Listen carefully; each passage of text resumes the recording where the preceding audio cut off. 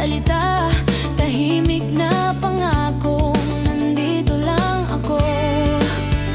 Walang pressure, walang kailangang paliwanag, payapa kahit nagbabago ang landas.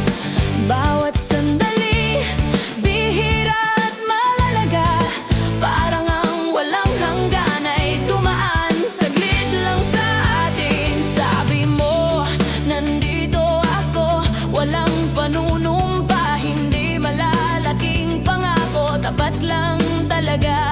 Naniniwala ako sa pag-ibig tulad ng bukas, di ko alam nagbabago rin palang katapatan sa oras.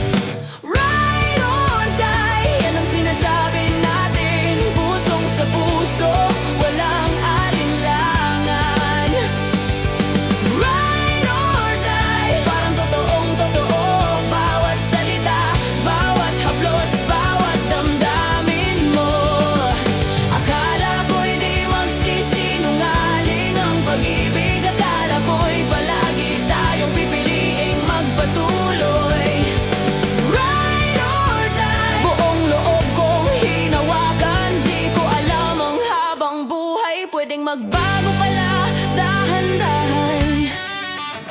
Nakakatawa kung paano nagiging flexible ang lagi kapag ang buhay ay nagsimulang sumubok ng totoo't madiin.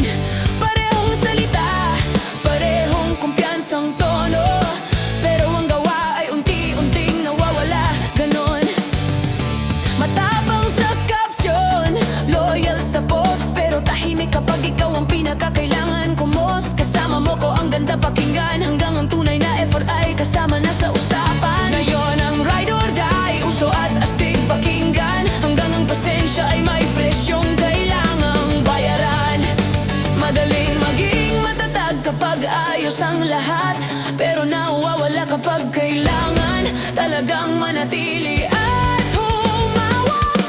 Ride or die, ngayon parang salita na lang, binitawan agad nung lahat ay magaan pa. Ride or die, tunog malalim at tama, pero tanong ng realidad, kaya mo bang tumagal pa? Kung sasabay ka, sumabay kapag totoo na, hindi lang kapag ang pag-ibig ay madali at magaan pa. Ride or die, walang saysayan kung nagbabago ka, kapag ang pagmamahal ay humihingi ng lakas. Ayoko ng drama, ayoko ng tanikala, gusto ko lang ng konsistensya, ngayon at bukas pa. Hindi kailangan ng sumpang mahirap tuparin, ang pagiging totoo at present, sapat na rin ang tunay na pag-ibig, di maingay o palaban. Ito'y tahimik na kamay kapag ang bukas ay gumagalaw. Natutunan ko ang katapatan ay hindi sinisigaw, ito'y ginagawa kahit walang nakakakita o nakakaalam. Ride or die, ngayon alam ko na, hindi sa salita, kundi kung saan ka tumatayo talaga. Ride or die, di kailangang patunayan, maging present, maging totoo, sapat na yan.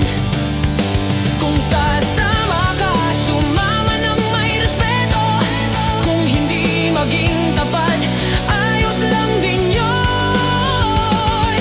Ride or die, ang ganda ng tunog nito, pero ang tunay na kahulugan nasa ginagawa mo.